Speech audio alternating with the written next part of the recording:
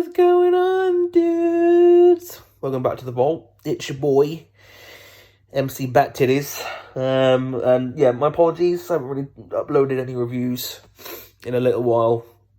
I've been having some technical issues.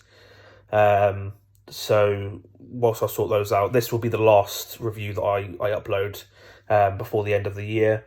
I will bring new reviews in the new year. And I won't be doing a year in film at the end of this year, just because it's been such a rubbish year for film. Having said that, the film I will be reviewing today is Wonder Woman 1984. So let's just jump straight into it. This one opens as young Diana is running through Themis. I was pronounced that wrong. Basically, where the Amazons live. Before she then takes part in some kind of Amazonian Olympic Games. Great cast for this one. Both Gal Gadot and Chris Pine return. And they honestly both have such great chemistry together. They had great chemistry in the first film, and they have even better chemistry in this second one. Both are joined by the likes of Kirsten Wiig, who plays one of our dangerous villains. She does a great job bringing the character of Cheetah to life. These are joined by the likes of Connie Nielsen and Robin Wright once again. There's also a nice little cameo from Linda Carter, which I appreciated. The standout for me, though, was our other villain, played by Pedro Pascal. He gave a great, sinister performance as our wish-granting baddie. This second installment kicks off with Diana still grieving the loss of her Steve Rogers. Before too long, she has to face off against multiple villains. I really like a couple things about this script. Firstly, the two villains were pretty cool, especially Maxwell Lord, whose powers consisted of basically, being a walking wish machine. He felt like a new, fresh kind of villain. Then there was the relationship between Steve and Diana. It felt so wholesome and pure, especially when she's showing him around 80s DC, 80s Washington. Their relationship was honestly one of my favourite parts of the film, and they built... of the first film, sorry, was one of my favourite parts of the first one, and they built really well upon it, with this, in this second installment.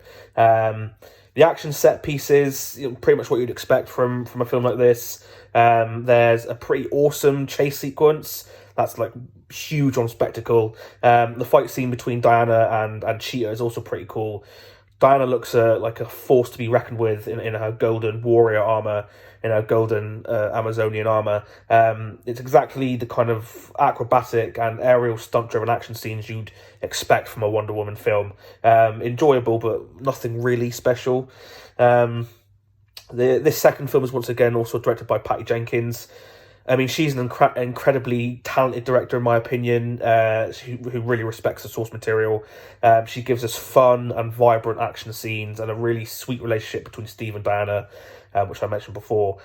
She's quickly becoming one of my all-time favourite directors, and I'm glad to hear she's branching out and will be doing a Star Wars film. I'm not really a massive fan of Star Wars, but I will definitely go and watch her film, because she's very much becoming one of my favourite all-time directors. So I'm very much looking forward to that. And the score is composed by no other than Hans Zimmer himself, and it has all the epic, exciting flourishes that you'd expect from a score composed by him. I was sad to hear he wouldn't be composing anything further for DC films, and I wasn't aware that he'd composed this one. So I'm glad that if this is his last film that he's composing for in the DC universe, and I'm glad he came back for this one. And the only thing I really learned from this is that supervillains in the DC universe clearly shop at Forever 21 or H&M. Looking at you, Cheetah. There we have it. There's my very quick review for Wonder Woman 84. Let's just jump to the two most important questions. Would I recommend this film? I mean, I enjoyed this film somewhat. It was nowhere near as good as the first one for me. But if you love the first one, or if you're an avid Wonder Woman fan and you love reading the comics and you love everything Wonder Woman, then yeah, sure, go. I would recommend this. I probably wouldn't recommend go waste your money and watch it in the cinema. Maybe wait until it comes out on demand. I know that it was probably released on HBO Max the same day it was released in the cinema. So I mean, if you can lay your hands on a HBO Max account, then I would just say watch it on there. But question number 2: does this film belong in the vault? I had a few issues with this film, mainly how lazily written the character of Cheetah was.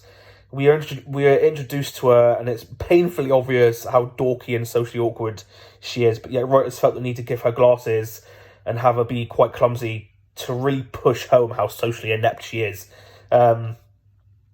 Just how socially inept the character is. Other than that, this film just really underwhelmed me. It was not as exciting as the first film, and none of the action scenes really matched any in the first film. It also didn't really matter that the film was set in the 80s. It had little to no bearing or impact on the actual film. So just all that, and the fact that the writers, kind of treated the audience as dumb, that we wouldn't be able to figure out that this character is socially awkward. I don't think I'll be putting this film into the vault, unfortunately. But there's that little diamond star. It's gone off into the vault with the rest of 2020. What a shit year. But there we have it, guys. There is my last review for the year. If you've seen it, as always, if you've seen the film and you loved it, let me know what you loved down in the comments below. If you hated it, again, let me know what you hated down in the comments below. And as always, guys, if you like what I'm doing here, please don't forget to like, subscribe, share this video with your friends, your pets, your family, and your friendly neighbourhood Forever 21 shoppers. Because Cheetah looked really good in clothes that were probably meant for teens. Nah, I'm being mean. But until the next one, see you in the new year. Peace and love, my dudes.